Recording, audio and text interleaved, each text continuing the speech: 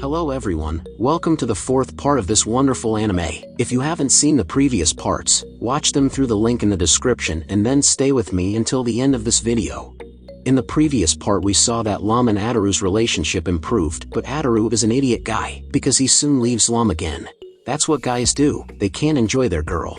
One day, Ataru is walking home after school to eat his favorite sukiyaki, but he meets Lum, who is wearing a strange outfit. Then she opens a portal and brings Ataru back to her hometown, Anaboshi. In her planet, many competitions are held every day on Anaboshi, similar to the festivals of all ethnicities on Earth. Ataru is confused at first, but then he finds a good-looking girl in the opponent's camp, like a dog that has seen a bone. When he is forced to participate in the match, he immediately steps forward to hit on her. Lum is very angry because Ataru is a playboy and a girl from the rival camp is her good friend Benton. Not the American Benton, this one is hotter. Benton intentionally distracts Lum by flirting with Ataru, aiming to defeat Lum completely in the match. As usual, the losing side has to choose one of them to be punished, and Lum's father chooses Ataru, who is always troublesome. The punishment is also very simple.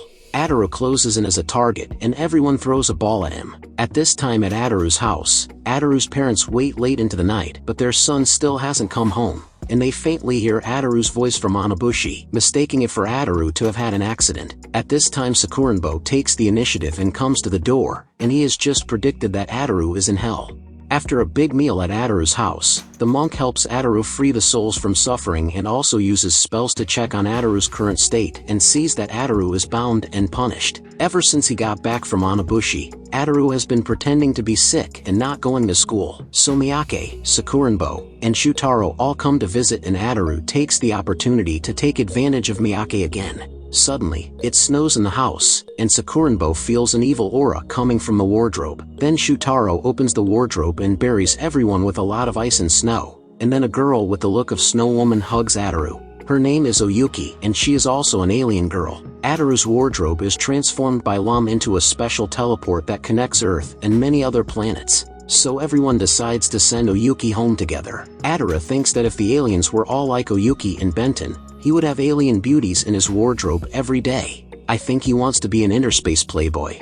Soon a deep endless underground pit appears in front of them, and Lum's voice calls out to Oyuki. Oyuki jumps first and then Shutaro knocks Ataru down. So everyone comes to Neptune and Lum is also here. The Neptune girls are very excited to see the boys and immediately take Shutaro home to shovel the snow. They will be very excited because there are few males on Neptune, a kind of paradise for men. When Oyuki is hosting Ataru, he explains that it snows too much on Neptune, so they teleport the snow to other planets. One moment Ataru is still unhappy because his room is full of snow, and the next he is pleasing Oyuki because of her good figure. Then Ataru is chased around by the angry Lum, and Oyuki encounters Ataru to put him in a room to rest, and her concern further seduces the boy. Ataru notices that Oyuki seems interested in him, so the two have more and more intimate interactions. Suddenly, at this critical moment, an orangutan breaks through the wall. The orangutan actually is a servant who has always had a crush on Oyuki. Ataru is hunted by it, and Oyuki regrets that her good deeds were ruined by the orangutan. Ataru throws himself into the teleportation in order to save his life, but he doesn't expect that the orangutan, who loses his mind, also jumps in. They reach the roof of Ataru's house together, like a scene from the movie King Kong. Later that day Ataru gets sick again, and when they visit him they talk about the missing Shutaro, who hasn't been to school in days. The truth is that Shutaro never returned to Earth, and all the male students who help shovel the snow run away. But Shutaro is adored by the Neptune girls and enjoys it a lot, so he stays behind to shovel snow. Next scene, Ataru announces in the class that he is retiring, but the teacher mistakenly believes that Ataru wants to leave school because of his bad grades. On the other hand, Shutaro, who has just returned from Neptune, misunderstands that Ataru no longer wants to be the protagonist of this anime. The interesting moment is when his words directly break the fourth wall like Deadpool. The previously appeared characters appear one after the other and all want to compete for the protagonist's place. Just look how many hot girls our protagonist hooked up. At this time, the helpless Ataru explains this misunderstanding to everyone. He says he still wants to be the protagonist of the story, but he doesn't want to be the leader of the class. Some time passes and it's summer vacation time. The hero group comes to Shutaro's hotel for the vacation, and Ataru focuses on the girl's figure, and all the men automatically turn into boring vegetables in his eyes. Literally, it's men's paradise. Shutaro stares at Lum in her swimsuit and Ataru immediately hugs Sakura when he sees the hot female teacher and later gets beat up in the water. In the water, Ataru meets a water-dwelling named Yokai at the bottom of the pool. This yokai is hospitable and insists on inviting Ataru over for a cup of tea, but Ataru almost dies from lack of oxygen. Fortunately, at this time Lum is worried and also dives underwater and she temporarily distracting Yokai and saving Ataru's life. Ataru first goes to Sakura and Sakuranbo to destroy the evil spirits and soon they meet the yokai from the pool. Shutaro then immediately kicks the yokai out, fearing that the other party will affect their hotel business. Yokai pleads with Shutaro for a long time, but still has to use his fat body to carry a large suitcase and move because Shutaro doesn't agree. In the next scene, when Ataru returns home after vacation, he is surprised to find that yokai have moved into his bathtub. Yokai stays at Ataru's house for a month and Ataru's mother finds yokai very cute and feels pitiful for it. She then asks Ataru to take it to the beach to set it free. So Ataru and his classmates take the opportunity to play by the beach again, and it just so happens that Sakura and her fiancé Tsubame also have a date here.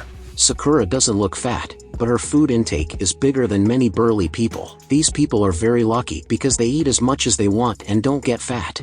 After Sakura is barely satiated, she and Tsubame head to the beach to continue their date. At this time, Ataru takes yokai to peek together, and he fantasizes about the following erotic scene that children are not allowed to watch. Interestingly, Shutaro, Lum and Miyake are also looking on the other side. These teenagers are curious about what happens between couples and almost succeed. Sakura and her fiancé, who haven't seen each other in a long time, start hugging, and when they are about to kiss, the dumbfounded yokai suddenly walks out to greet Sakura, and the protagonist group finally fails to see the expected plot for the adults. In the next scene, a boy comes to the beach and accidentally picks up a pet, but unfortunately his mother won't let him raise it. So the boy must wrap the pet in a cardboard box and write an adoption message on the surface of the cardboard in the hope that Pochi will be adopted by a good person. On the other hand, the protagonist's group thinks the same, and when they spend their last moments with yokai, they feel guilty for leaving him behind. So they also find a cardboard box to keep the yokai, but the boy who hasn't gone far yet mistakes Ataru for taking his pet and suddenly regrets leaving the pet there and rushes over to grab the cardboard box and runs.